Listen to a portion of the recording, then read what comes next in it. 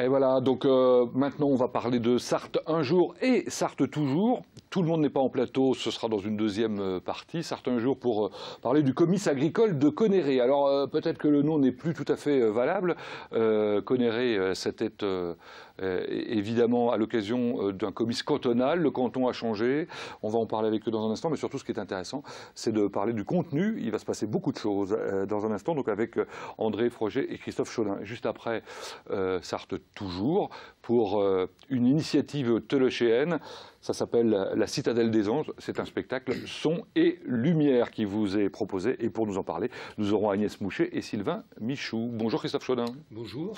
Vous allez bien? Ça va très bien. Ça se présente bien, le comice de Conneré? Oui, ça se présente bien. L'organisation dure depuis 1 an. Donc je crois que le gros du travail de préparation a été fait grâce à l'action d'une association qui a été spécialement mise en place, Conneré Comice 2015. Que préside André Froger. Que préside André Froger, premier adjoint au maire. Et également l'association du comice cantonal où l'on retrouve les agriculteurs. Bon, alors voilà, on va s'y retrouver un peu sur cette histoire de cantonal, pas cantonal, parce qu'on se pose évidemment tous la question. Les cantons, pour un certain nombre d'entre eux en tout cas, se sont regroupés. Vous, c'est le canton maintenant de Savigny-l'Évêque, c'est ça? Tout à fait, Savigny-l'Évêque. Je rappelle que vous êtes, parce que je ne l'ai pas dit, hein, vous êtes d'une part maire de Conneré, mais vous êtes d'autre part également conseiller départemental. Voilà. Et président de la communauté de communes. Tout à fait. Des pays de Brière et Génois. Et du Génois. Voilà. Donc, c'est quoi le canton de Savigny? Ça regroupe quoi? Alors, le canton de Savigny regroupe 15 communes qui partent de Conneré en passant par Montfort jusqu'à Savigny-l'Évêque avec un certain nombre de petites communes. Je ne vais pas toutes les citer parce que j'aurais peur d'en oublier une. Il y a simplement eu un changement depuis les dernières élections. On a perdu Champagné et on a gagné Savigny-l'Évêque. Mais au niveau de l'association du comice cantonal, il n'y a pas de frontière puisque ça reste une association et pas une institution. Et donc, mais le canton est devenu Savigny. Avant, c'était le canton de Montfort-le-Génois. De Montfort-le-Génois. Tout à fait. C'est ça. Donc, au niveau de la présentation des éleveurs et des exploitants, il y aura sensiblement la même chose qu'avant, puisque Savigny, en fait, était déjà inclus dans l'organisation bien avant que les cantons changent. Ah, très bien. Donc pour vous, la pérennité est assurée, j'allais dire. Moi, je pense qu'il n'y a aucun problème, d'autant qu'on a une équipe du comice cantonal qui est très dynamique, qui est très structurée, avec un nombre suffisant d'exploitants, et donc chaque commune, chaque année, peut s'adjoindre à cette organisation pour présenter localement les choses. Alors j'ai lu avec intérêt les différents éditos d'un programme d'une densité remarquable. Alors d'une densité de publicité surtout. Publicité, oui. Vous devez être riche, hein. Oui, mais il fallait un peu d'argent aussi pour commencer, quoi, justement, c'est très important. C'est un travail colossal, il y a combien d'annonceurs? 423 pour être très précis. C'est vrai? Oui. Combien de bénévoles pour aller collecter tout ça? Nous étions une trentaine à collecter entre les deux associations, l'association du canton, Comice du canton, et l'association Comice Conneré 2015, donc une trentaine. Et nous avons visité 520 entreprises, commerçants, artisans, etc. Et 400, on dit et 423 ont participé à ce livret publicitaire. On va vous embaucher, hein, pour trouver des annonceurs pour LMTV. Non, mais c'est vrai que c'est un gros travail, mais c'est vrai que c'est intéressant. Ça nous permet aussi, comme c'est un comice agricole, et comme vous l'avez dit, le comice agricole, l'agriculture nous pose quand même quelques soucis. Donc là aussi, ça permet de faire des liens entre tout le monde, si vous voulez. D'autant plus que la thématique cette année, c'est l'agroalimentaire, c'est ça? Conneré, berceau des rillettes, que voulez-vous? Donc prunier. Prunier, Christ. Voilà, sont les deux principales entreprises agroalimentaires que nous avons, plus tous les artisans de charcuterie qui sont présents et qui fournissent des produits de qualité, il faut le rappeler. Bon, dans l'édito, Didier Delangle dit... Didier Delangle, c'est le président du comice cantonal. Voilà. Vous êtes le président du comice local, on va dire, connéréen. Dit un programme hors du commun. Oui, enfin, hors du commun, on l'a travaillé ensemble. Je crois qu'il faut essayer de faire évoluer. Effectivement, hors du commun, puisqu'on va pouvoir avoir, surtout sur le dimanche, la brigade des sapeurs-pompiers avec leur Big Bang, ce qui est la première fois dans notre contrée, si vous voulez. Alors, cette brigade des sapeurs-pompiers, moi, je me suis un peu informé pour regarder de quoi il s'agissait. Le Big Bang des pompiers de Paris a été créé en 2008. Oui. Et il y a 16 musiciens. Et alors, ce qu'ils jouent, c'est plutôt du jazz, quoi. Enfin, c'est jazzy, oui. Tout à fait. Hein, oui, c'est complètement jazzy. Oui, complètement. Et là, ils vont se produire chez vous voilà, le dimanche après-midi. Voilà, dans une salle? Non, non, à l'extérieur, tout à l'extérieur, oui, oui. Et alors j'ai vu qu'ils avaient un chanteur-guitariste qui s'appelle Moïse Mélandé, qui est le preacher, prince du groove et du swing, et qui chante du Michael Bublé, voilà, Frank Sinatra, Tina Turner, etc. Ah ouais.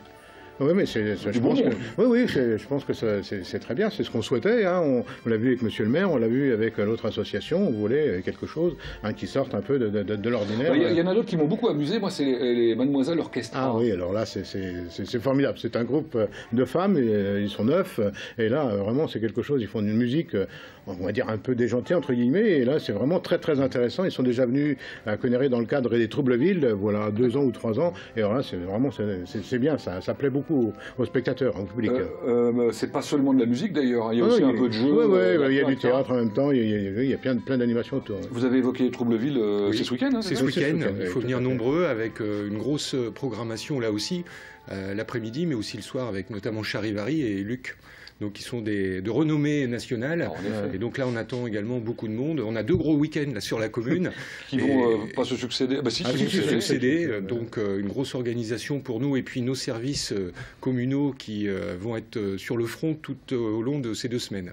Bon, un carrousel de chevaux percherons. Oui, voilà. Alors là aussi, c'est quelque chose de nouveau. Et ils viennent de se produire là dans l'Orne le 15 août. Là, et j'ai pu regarder un peu ce qui se passait. C'est vraiment formidable ce qu'ils arrivent à faire avec des chevaux percherons, quoi. Hein, vraiment. Ouais, j'ai noté qu'ils faisaient du carrousel en Amazon, de la reprise en tandem, du numéro de poste hongroise également, des choses légères, quoi. Hein. Oui, légères avec pour les percherons. Ouais.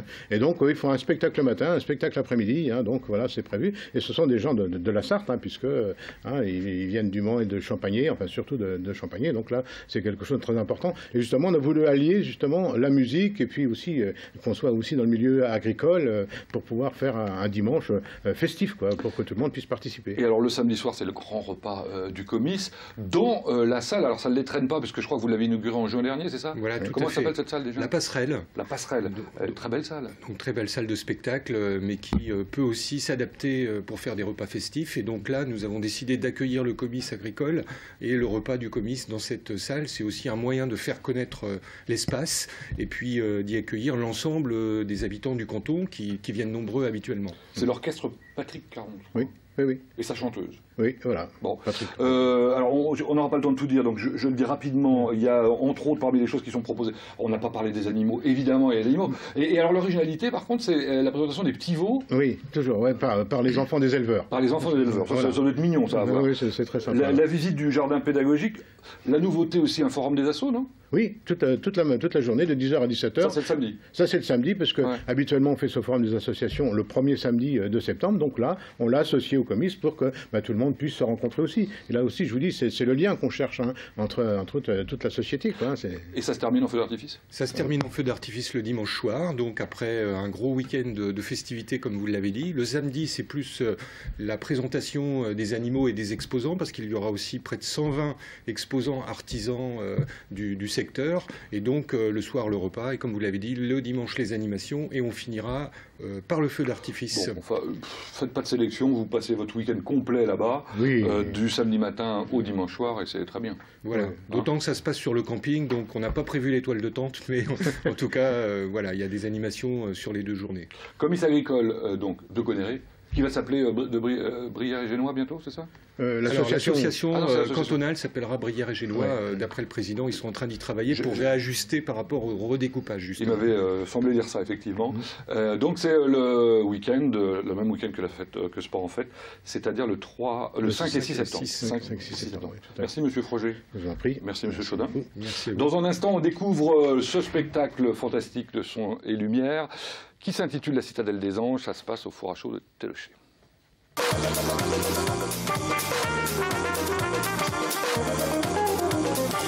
Sarthe toujours, je l'espère, en tout cas avec les invités que je vous ai annoncés tout à l'heure. Je vous ai dit que l'événement était de taille pour qui? Pour les gens originaires de ce formidable village de Télocher. Et pour nous parler de cet événement, Agnès Mouchet, Sylvain Michou, bonjour.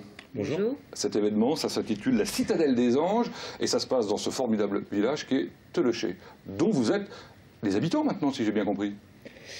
Oui, en quelque sorte. Moi, je suis habitant maintenant depuis quelques mois dans cette ville, oui. Voilà, parce que vous avez eu un coup de cœur un jour, un coup de cœur pour un lieu absolument incroyable, magique. Magique, oui, c'est une balade en moto, et un coup de foudre pour la région, et puis un coup de foudre pour ce lieu qui est assez emblématique, et un château du XXe siècle. Oui, vous dites alors un château fort du XXe siècle, et même une cathédrale industrielle d'une certaine manière. Oui, parce que c'est-à-dire que le tissu industriel du XXe siècle est assez particulier, et puis ce lieu-là, il est assez emblématique. C'est une cathédrale qui est posée sur un champ et qui se voit à 10 km à la ronde. C'est étonnant, l'architecture de ce lieu pour un patrimoine industriel comme celui-ci. Alors là, on voit passer quelques photos. Vous êtes allé faire également quelques images avec un engin qui est drôlement pratique, qui s'appelle le drone, hein, j'imagine, c'est ça? Exactement, oui. Voilà. C'est une façon de voir le site autrement. Alors vous l'avez mis en musique tout de suite, pour voir si vous sentiez bien l'atmosphère artistique du lieu, c'est ça? Je dirais qu'à partir du moment où on a rencontré ce lieu-là, on sentait déjà l'atmosphère du lieu. Ça n'a fait que confirmer la hauteur et de coller une musique dessus. Ça permettait un petit peu de donner une atmosphère par rapport au spectacle qu'on va donner ce soir. Alors le spectacle, on en parle dans un instant, mais ce lieu, est-ce que vous pouvez nous en parler? Il date de 1928. Voilà, c'est ça. C'est les premiers documents que l'on a. Ça date de 1928-1930. Donc c'est les premières pierres qui ont été posées pour cet édifice et qui ont donné lieu donc à ce four à chaud. Alors, un four à chaud, j'imagine que peu de Sartois savent de quoi il s'agit. Qu'est-ce qu'on y faisait? Alors, de la chaux? Oui, tout simplement. Donc avec deux techniques. Il y avait la chaux qui était destinée aux agriculteurs et la chaux qui est destinée à la fabrication des bâtiments pour les particuliers ou les professionnels. Oui. Et alors, un four à chaud, ça inspire pour la création d'un spectacle, une fresque, je vous cite, d'imagerie géante et de comédie au cœur d'un décor industriel monumental. Ce qui m'inspire surtout, c'est que c'est d'abord l'architecture du lieu et après le fait que ce soit de la chaux, je dirais que c'est assez étonnant parce que le principe de la fabrication de la chaux est assez basique et puis il n'a pas bougé depuis des millénaires, même encore aujourd'hui. Donc la chaux en elle-même, c'est une matière assez noble.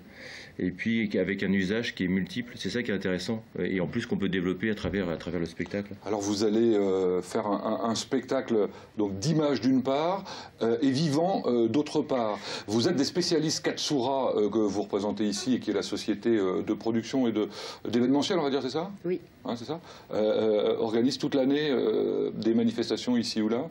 Alors nous, notre métier, c'est effectivement de créer des événements artistiques essentiellement, événementiels aussi. Le cœur de Katsura reste le spectacle vivant, des sons et lumières historiques ou autres types de sons et lumières, en extérieur, avec toujours en support de base, ce qui est le cas du four à chaud de Télocher, un lieu déjà qui porte une histoire et qui est exploité à travers l'écriture de Sylvain Michaud pour les spectacles. Alors on a quelques images, effectivement. La Terre tremble, c'est un spectacle que vous avez créé pour le lieu où était le siège social de votre société. Oui, alors c'était à Triel-sur-Seine, dans les Yvelines, où pour la commémoration de 14-18, on a recréé un spectacle sur une façade avec deux comédiens. Donc c'est un spectacle qui durait 30 minutes et puis qui racontait un couple qui se sépare pendant la guerre et qui va à un moment donné se rejoindre, mais c'était toute la dialectique entre la femme qui reste, qui elle aussi va vivre des choses un petit peu fortes. Bien évidemment, le poilu aussi va vivre des choses complètement abominables, mais c'était cette dualité permanente entre l'homme et la femme qui vivent des choses et qui ont... et à un moment donné, ils vont se rejoindre, mais ils vont vivre. On a mis ça en image, en fresque théâtrale, à travers une scène assez monumentale.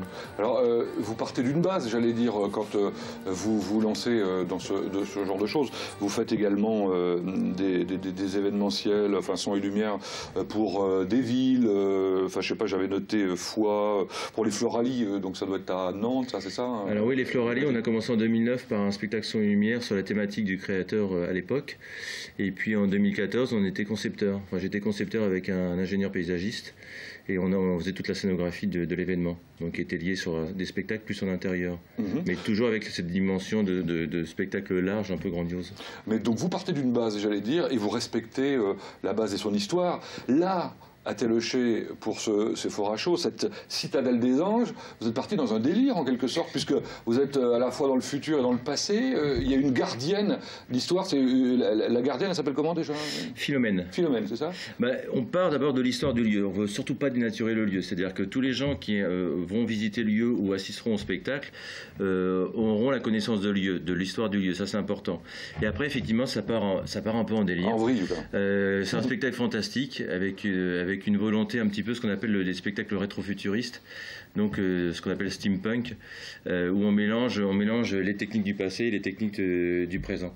Donc ce qui donne un univers un petit peu à la Jules Verne, un peu sur du soleil en termes d'aspiration, et puis quelques petites phases d'un peu Monty Python. C'est des choses qui me plaisent bien dans l'état d'esprit. Alors, ce qui est étonnant dans cette proposition que vous faites, alors d'abord, c'est donc un spectacle professionnel, exclusivement. Combien de comédiens?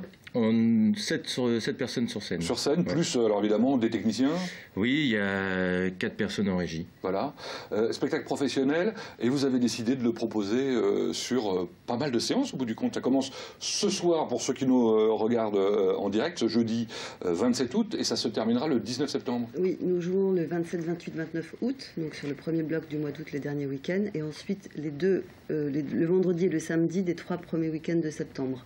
C'est-à-dire le 4, 5, 11, 12 et 18, 19. Combien de personnes peuvent assister au spectacle en même temps? On a un gradin en placement libre, un gradin de verdure, donc c'est très agréable, c'est complètement dans l'esprit du lieu, de 400 places. Bon, alors ça c'est le projet immédiat, on va le découvrir tous ensemble ce soir. Bon, il ne fait pas très beau, c'est pas grave. Ouais, les anges vont modifier le temps. Vous nettoyez le ciel pour ce soir. Oui, les archanges seront là. Bon, je l'espère pour vous. Ce qui est aussi intéressant, c'est qu'en fait ce lieu, vous allez le faire vivre toute l'année. Je l'ai découvert à travers le site web. Regardez la page du site web, on a envie de tout visiter, il y a plein de choses intéressantes. Je dirais que le lieu, il y aura donc effectivement le spectacle de ce soir, et puis effectivement il y aura une salle de spectacle à l'intérieur qui va se décomposer en salle d'événements, salle de spectacle, une saison culturelle, un restaurant d'un jour, c'est-à-dire qu'effectivement ça c'est drôle. Le restaurant d'un jour, ça sera ouvert une fois par semaine avec un plat unique et qui sera en fonction d'un petit peu des produits du moment. Alors le jour, on ne le connaît pas encore pour l'instant. Est-ce que ce sera toujours le même jour ou vous autoriserez Ce sera toujours le même jour, dans un premier temps. Après, bon, tout ça, c'est un rendez-vous dans un an par rapport au restaurant. Il y aura également un gîte. C'est la citadelle à 15 mètres de hauteur, voilà, dans un espace de 120 mètres carrés. Celui-ci, il s'est agrandi depuis, c'est 160 mètres carrés. Ah bah oui, c'est sympa, donc j'ai 160 mètres carrés à 15 mètres de hauteur, je le rappelle. Et puis... un atelier couture, un atelier couture alors, de création de costumes. Avec Isabelle. Voilà, c'est ça. Isabelle. Isabelle, oui, une création de costumes aussi bien pour des événements privés que pour des costumes de spectacle. Isabelle Cagny, bien connue dans la région, sa famille aussi, chorégraphe par ailleurs, enfin qui a eu plusieurs vies. Oui, Isabelle a été chorégraphe et puis elle bascule, enfin elle est toujours sur scène, elle sera sur scène en tant que danseuse chorégraphe, et elle bascule progressivement dans la couture, enfin progressivement, ça fait plus d'une quinzaine d'années qu'elle est dans la couture également, donc une très belle expérience. Bon, la Citadelle des Anges, on revoit une nouvelle fois l'affiche. C'est donc ce soir, vendredi 27, demain, samedi 28, vendredi 28 et samedi 29, voilà, août. Et ensuite, donc les vendredis et samedis. Jusqu'au 19 septembre. Oui. Merci, on va croiser les doigts pour vous. Merci. Et bonne chance. Dans un instant, la suite, notre invité intensément sartois ô combien, c'est le premier personnage du département, le président lui-même, Dominique Le Menner.